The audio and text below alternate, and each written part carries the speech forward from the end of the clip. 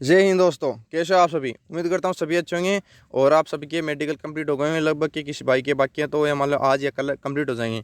किसी को रीमेडिकल मिलेगा तो कल आराम से कंप्लीट हो जाएंगे। और आज ये मान लो कि अपना जो भी सेंटर है आपके, जैसे जोधपुर में, अजमेर में या फिर किसी अन्य स्थान पर आपका मेडिकल सेंटर है, वहाँ पर लगभग ये मान लो कि अपना मेडिकल कंप्लीट हो गया होगा। किसी भाई के बाकी है तो वो ये मान लो कि टेंशन वाली बात नहीं, आज या कल में आराम से हो जाएंगे।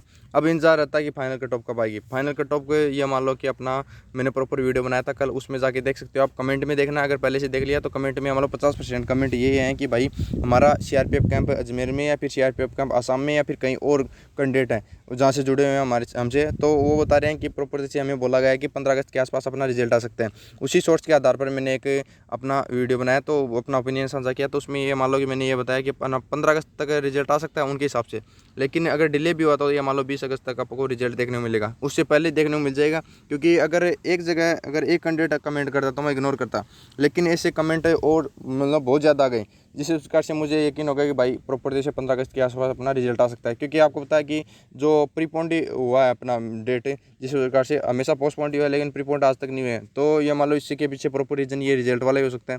जल्दी अपना मिशन मोड के थ्रू ये मान लो भर्ती कंप्लीट करवाई जाएगी और जल्दी आपको ज्वाइनिंग लेटर दिए जाएंगे। जैसे रोजगार मेले का आयोजन होगा जल्दी, और उस पर प्रॉपर वीडियो आ जाएगी कब तक टेंटेटिव है, कब तक अपना रोजगार मेले का आयोजन हो सकता है। तो एक बार सब्सक्राइब जरूर करके रखिए। और बाकी और कोई इन्फॉर्मेशन मैं टेलीग्राम ग्रुप पे शेयर करता रहता हूँ। तो अपना टेलीग्राम ग्रुप है जूनोटी नाम से, तो वहाँ पे सर्च करके भी आप ज्वाइन हो सकते हो। और बाकी कमेंट में लिंक दी हुई है, उसके थ्रू भी जाके आप ज्वाइन हो सकते हो। और अगर कोई डाउट है तो मैंने मोबाइल नंबर दिए हैं अपने, व्हाट्सअप चलता है उन पर, ऑनली कॉल वगैरह नहीं जाएगा, तो अपना कोई भी डाउट है पूछ सकते हो। अब सबसे बड़ा डाउट ये है कि हमारे यहाँ मैसेज वगैरह भी आए, कॉल वगैरह भी आए और अपना कमेंट वगैरह भी आए कि भाई कि कट ऑफ गई है अलग अलग, और उनके मतलब कुछ डिफरेंस है कुछ पॉइंटों में, और फिर उनका मतलब इतने कैंडिडेट उतने पॉइंटों पे हो सकते हैं क्या।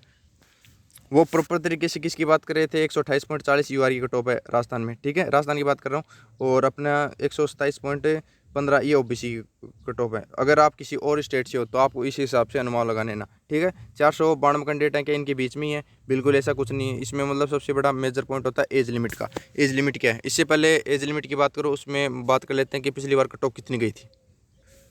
ये कट ऑफ यूआर की और अपनी ओबीसी के बारे में बात कर रहा हूँ। ओबीसी गई है अपनी 70.96, ठीक है, आप इसमें देख सकते हो। और यूआर की गई है अपनी 70.90। तो इसमें मतलब ओबीसी कट ऑफ यूआर से ज़्यादा है। ये फाइनल में भी ऐसा हुआ था और ये इस बार भी होता, ये मैं दावे के साथ कह सकता हूँ इस बार प्रॉपर तरीके से 100% होता। लेकिन इसमें क्यों नहीं हुआ इस बार इसलिए नहीं हुआ, इस बार अपनी छूट मिली है एज में। एज में कितनी छूट मिली है आप देख सकते हो। वैसे नॉर्मल एज तो होती है 18 से 23, ठीक है, ओके, ये यूआर की होती है। फिर इसमें और छूट मिल जाती है, जैसे एससी वालों को 5 साल की मिल जाती है, ओबीसी वालों को अपनी 3 साल की मिल जाती है, एक्स सर्विसमैन वालों को अलग से मिल जाती है। इस प्रकार से मतलब इसके नीचे और भी है, आप पीडीएफ डाउनलोड कर सकते हो नोटिफिकेशन की, जो 2022 में आई थी। अपना जो फॉर्म अप्लाई किया था उससे पहले अपनी कट ऑफ से पहले अपनी जो एप्लीकेशन फॉर्म आया था उसमें आप देख सकते हो ये नोटिफिकेशन आया था, ठीक है। और इसमें आप देख सकते हो प्रॉपर तरीके से अपना 3 साल की छूट दी गई है। 3 साल की छूट दी गई है, तो ये मान लो 2/1/1997 वाला, ये मान लो कि इसके बाद में जो जन्म है, जैसे कि मान लो कि 3/1, ठीक है, 1997 में जन्मा, वो ये फॉर्म अप्लाई कर सकता है। ये 2 वाला भी कर सकता है, लेकिन 1/1/1997 में जो जन्मा है वो ये मतलब प्रॉपर से फॉर्म अप्लाई नहीं कर सकता। यूआर की बात कर रहा हूँ। फिर इसमें और छूट मिल जाती है, जैसे कि 18 से 26 साल, तो ये होगी 3 साल की छूट मिलने के बाद में, जैसे नॉर्मल होता है 18 से 23। लेकिन इसमें बाद में और काउंट होंगे, जैसे क्या काउंट होगा इसमें ये काउंट होगा, जैसे कि अपना एससी वालों के 5 साल और काउंट हो गए इसमें, जो एससी कैंडिडेट है तो इसमें 31 साल हो गई। और ओबीसी से 3 साल और काउंट हो गए, तो इसमें एज हो गई 26। तो पहले थी यूआर की 3 और जोड़ दी 29। मतलब जो 2021 की भर्ती में फॉर्म अप्लाई नहीं कर पाया, कौन नहीं कर पाया, जिसकी एज हो गई पूरी। एग्जाम्पल के तौर पे समझाता हूँ, देखो पिछली बार 18 से 23 किसी की मान लो एज थी अपनी यूआर की, फिर इसमें अगर 3 साल और जोड़ें तो ये ओबीसी की हो गई 26 साल। जिस भाई की ये मान लो ये 27 साल थी, वो फॉर्म अप्लाई नहीं कर पाया, और इस साल ये मान लो 1 साल और काउंट कर ले तो इसकी एज हो गई 28 साल, और ये ओबीसी से अकाउंट है, तो ये मान लो इस बार ओबीसी में काउंट हो गया है। और आपको पता है कि जिस भाई की एज ज़्यादा होती है उन्हें अनुभव भी होता है कई भर्तियों का अनुभव कैसे होता है, या तो कुछ पॉइंटों से रह जाता है वो, या फिर कुछ मतलब अपनी तैयारी में कमी रह जाती है जिस वजह से अपनी तैयारी में सुधार करता है, तो उसे अनुभव होता है। उसी आधार पर अनुभव के आधार पर अच्छे मार्क्स हासिल कर ले जाता है। तो ये मान लो कि वो ओबीसी में काउंट तो होगा, लेकिन इस बार अच्छी खासी सीट निकाले जाएगा। इतने बहुत सारे कैंडिडेट हमसे जुड़े हैं जो ये मान लो कि ज़्यादा एज वाले हैं, वो ये मान लो कि 26, 27, 28, 29 एज वाले ज़्यादा कैंडिडेट हैं और इस भर्ती में जो पास हुए हैं। लेकिन पिछली भर्ती में जो पास हुए वो ये मान लो 19, 20, 21, 22 की एज में लगभग थे, ठीक है। तो इसमें सबसे बड़ा फैक्टर एज लिमिट का है।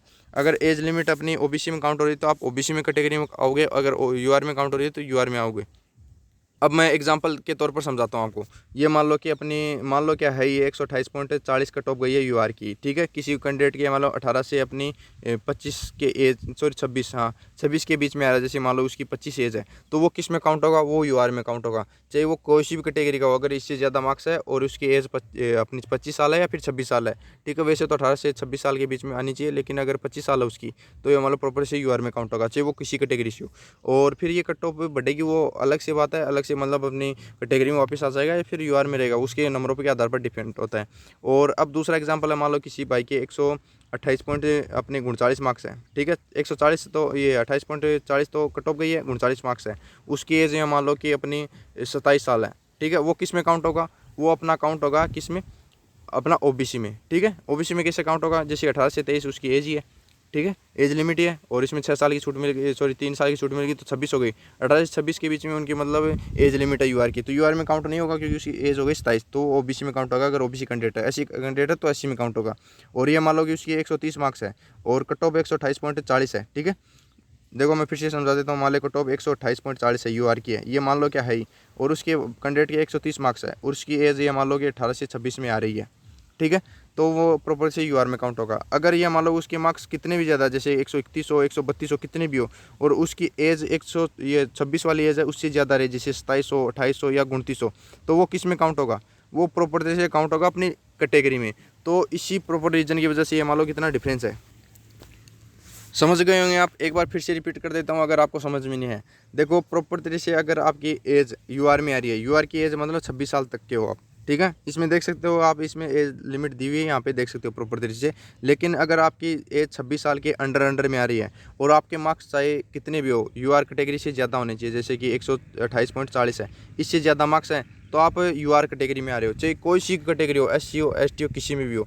और अगर आपके मार्क्स 135 है, चाहे कितने भी है, अगर आपकी एज 26 से ज़्यादा, जैसे 27 है या 28 है, तो वो आप अपनी कैटेगरी में आए हुए। तो ये प्रॉपर रीजन है कि जो इस बार छूट मिली है उसमें ये मान लो कि प्रॉपर तरीके से जो भी कैंडिडेट हैं वो अपनी ओबीसी में काउंट हुए हैं। उनके मार्क्स तो ज़्यादा हैं लेकिन वो अपने ओबीसी कैटेगरी में काउंट हुए हैं। काउंट क्यों हैं, वो एज लिमिट के थ्रू, ठीक है। 909 कैंडिडेट हैं, 990 है, ठीक है। ये अपने यूआर के कैंडिडेट हैं, तो वो यूआर के कैंडिडेट हैं, वो उसमें ओबीसी के भी हैं, एससी के भी, एसटी है। और इनके 990 के कैंडिडेट की एज लिमिट है अपनी 26 साल से पहले मतलब 26 साल तक इनकी एज है।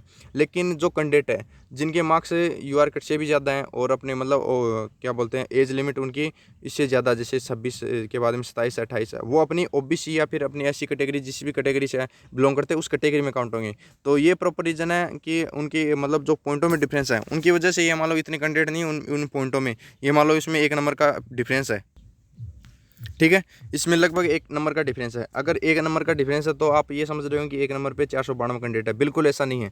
ओबीसी कैंडिडेट इसमें एक्स्ट्रा है। एक्स्ट्रा कौन से, जो यूआर की कट ऑफ में आ रहे हैं लेकिन यूआर कैटेगरी में काउंट नहीं हो रहे, किस वजह से, एज लिमिट की वजह से, तो वो प्रॉपर्टी से अपनी ओबीसी में काउंट होंगे। समझ गए होंगे आप। और ये डाटा मतलब पिछली भर्ती के आधार पर भी है और इस आधार पर आप समझ सकते हो। और अगर फिर भी आपका डाउट है तो मुझे मैसेज कर सकते हो, नीचे इंस्टा ID दी हुई हो डिस्क्रिप्शन में, वहाँ जाके आप मुझे मैसेज कर सकते हो। और प्रॉपर से ये मान लो कि मैंने अपना व्हाट्सअप नंबर दिया, प्रॉपर से फिर से पूछ सकते हो। और उम्मीद करता हूँ समझ में आ गया होगा आप कि मतलब एक पॉइंट में इतने कैंडिडेट नहीं है। ये ओबीसी के कैंडिडेट अलग है, जिनके मतलब मार्क्स ज़्यादा वो भी ओबीसी में काउंट है, तो इस वजह से ये मान लो कि कट ऑफ तो इतनी है, लेकिन ये मान लो कि ओबीसी कैंडिडेट अलग से काउंट है, यूआर में काउंट नहीं है, जिनकी एज लिमिट ज़्यादा नहीं है, ठीक है। आप समझ गए होंगे। धन्यवाद।